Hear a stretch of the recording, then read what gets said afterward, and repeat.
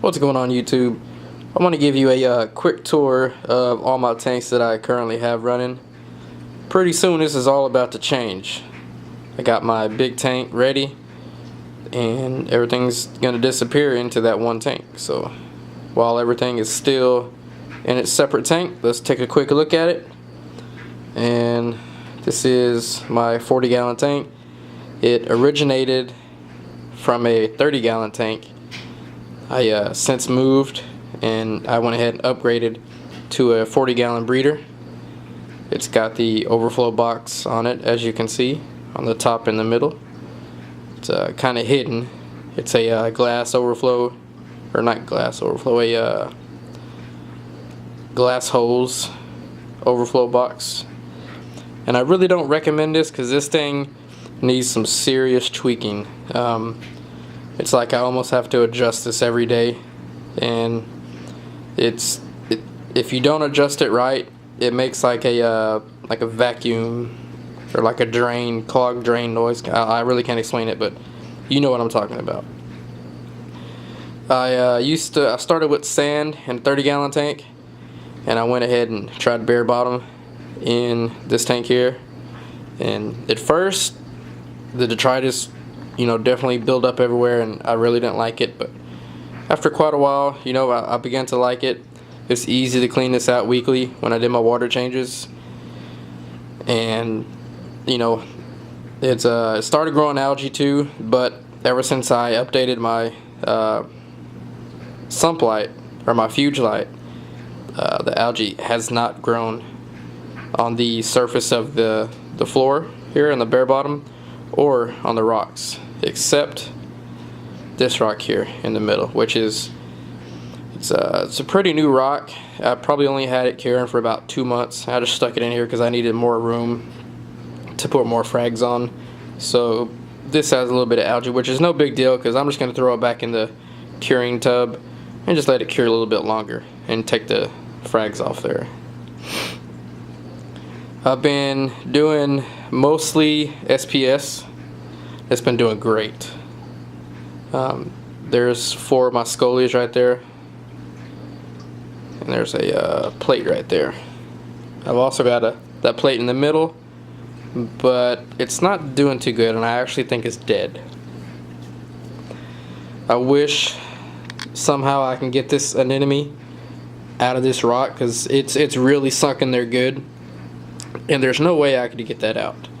I've tried poking it with those neon pointer sticks that you see at frag shows, but it just doesn't want to come out. And it is so close to touching my SPS there. See if I can focus in. There it goes. It's within probably ½ an inch, sometimes even closer. So, still got my original stocking list here. Got the 2 clowns, the damsel, and the 6-line wrasse here. So far no jumpers and everything is good. For the lighting on this tank, I use an 8 bulb 2-foot T5 fixture. And for the sump, let's see if I can make this a little brighter. No, I guess you can't really make it brighter. But the sump is a 20-gallon reef octopus sump, and I actually got a reef octopus 110 internal skimmer, and the upgraded fuge light is a Kessel H380. And I know you really can't see it, it's really dark, but all my macroalgae is growing insanely well. So that's a look at this tank. Let's take a look at another tank here. This is my 30-gallon frag tank. Let me zoom in here and get adjusted. There we go. This is my 30-gallon frag tank. I have about a 1 inch or 1.5 inch PNG lightning maroon clown, which stands for Papua New Guinea. And I've also got, where's that guy at? I've got a larger, there he is right here. I've got a larger lightning maroon that I got from the coral dudes whenever they were selling 2 lightning maroons for 80 bucks. This is one of them, and the other one, they were just fighting non-stop, so I had to get rid of one of them. This is lit by a Ocean Revive Arctic T247, and I love this light. I can't say enough about this light. It's insane. So I just have it on the blues right now at 50%. I normally run the blues at 100%, and you know, the whites and the other colors at 20%. So, and it does really well. You see that this tank is empty because I sold off 99% of my frags, and these are just the ones that I'm keeping, that I'm going to add to my bigger tank, my 85-gallon tank. So that's why this is empty, and it's got quite a lot of detritus in there because I'm about to shut it down in less than a week. So actually about 4 days, 5 days. This tank here, this is my 85-gallon rimless tank. I did a lot of work to this thing, and it looks completely different. Like, it's done a 360, and it's insanely improved.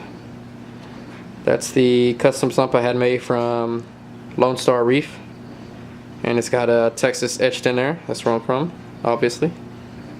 So this bad boy is going to be filled up in about 4 or 5 days, less than that. This one here began as a clownfish breeding tank, and I have just kind of made it a QT tank for now. I know it's extremely dirty. I need to clean the glass, and there's a little bit of detritus in there, but nothing's in there. I'm just slowly adding ammonia to it, weekly, you know, just to keep up with the cycle, just in case I need to use it for a QT tank. No sump attached to it or anything, just a little bit of extra storage there, but just a 20-gallon QT tank right now. It's being lit by a National Geographic, I want to say it's like a 36-inch LED light. I got it at Petco. I want to say I paid like 89 or 79 bucks for it. It's a pretty good light. I mean, it's definitely not super bright. It's not going to grow any SPS or anything. It grows mushrooms like crazy, and zoas. I put some zoas in here, and I started off with 1 mushroom as well, and I think I got about 6 or 7 mushrooms, and it's only been probably like 3 months. And also, what I've noticed on the bottom there, you can see through all the stuff on the glass, that's a Duncan colony, and to the left of it you can kind of see a little whitish area. That's a huge sponge that grew on there, and it's still growing every day. But yeah, it's pretty cool. You can see I got a snail in there, and it's pretty huge. I think it's a turbo snail, and he comes out every night, just starts eating, you know, off the glass. So he's got quite a lot of food to eat from. So it's the 20-gallon tank. And this tank here is my 40-gallon QT tank. I started off with just a hang on the back filter and a filter sponge inside this tank. It's the light is a 2-foot dual bulb T5. I currently have a fox face that you see there, the 1-spot fox face, and I also have a yellow tang. Now, this tank didn't start off with all this rock in there. Last week, a buddy of mine called me up and said, "Hey man, you know, I got all this rock, I'll sell to you for, you know, a really good price." And I could not pass it up. There's a lot of shelf rock, Pucani, and even some Tonga branch in there. So I could not pass that up. So on both of my QT tanks, I have not dosed anything that will harm the rocks, harm the fish, or, you know, even harm the corals. So this rock is 100% safe. Once, you know, the big tank is ready, I'm going to go ahead and throw this into the big tank, the 85-gallon. So, and you could actually see on the PVC right there, there's a mushroom hanging down. There's some rainbow clove polyps in here, and I also have a like a toadstool leather in here. So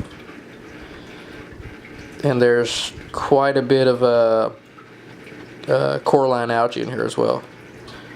So, yep. And here's just kind of what it's standing on, a little DIY wood stand with little cement blocks on there. And that noise you probably hear in the background is this container here. I've got 100 pounds of dry rock that I got from Billy's Reef Connections, and it's been curing for about 2 months now. That's the same rock that you saw in my 40-gallon tank that had the algae on there. So I'm just going to stick it back in here. It's not going to hurt it.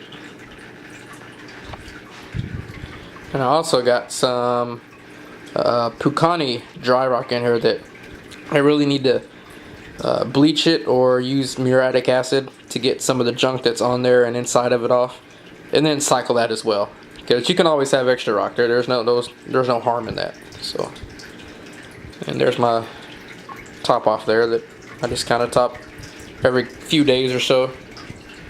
But yeah, these are all my tanks. One more, I guess, tank is my 55-gallon drum that I put RO water in there and mix up my salt with it, and that's whenever I do water changes. So yeah, that's it for now.